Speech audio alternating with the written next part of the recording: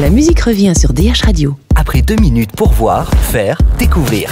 Bonjour, cela fait quelques jours maintenant que DH Radio vous propose le nouveau single de la Belge Laura Cros en découverte. Are You Happy? How do you feel? Always living by the rules, it seems so easy to play right or play cool, but I want to know.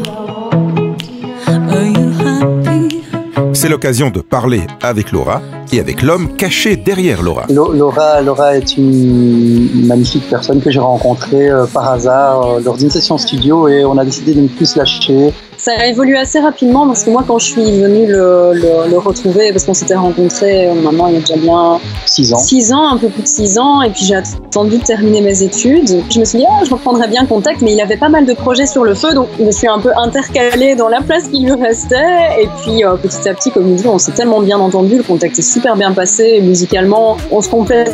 Alors vous êtes bien lancé puisqu'il y a déjà 2 ou 3 EP qui sont sortis, quelques singles aussi. Un nouveau maintenant qu'on a en découverte cette semaine sur DH Radio qui est Are You Happy? Alors la question s'impose, heureuse? Évidemment, la réponse s'impose aussi. Le titre Are You Happy?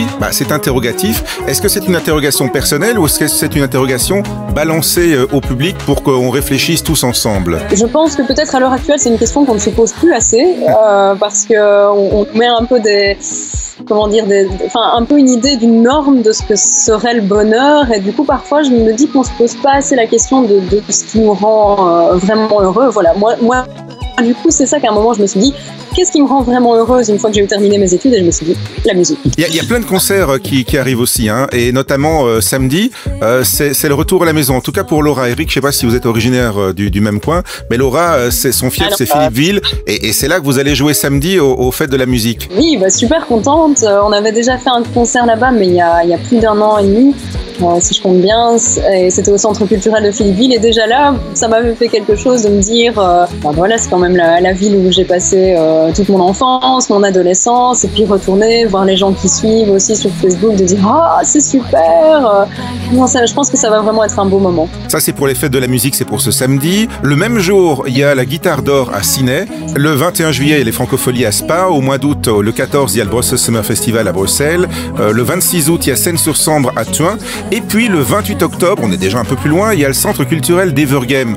Sortir de la Fédération Wallonie-Bruxelles et aller un petit peu au-delà de la frontière linguistique ou des frontières, c'était aussi une envie, ça commence à se concrétiser maintenant? Pas de frontières, quoi. Moi, on nous appelle pour aller en Allemagne demain, c'est bon, on y va. Plein de bonnes choses.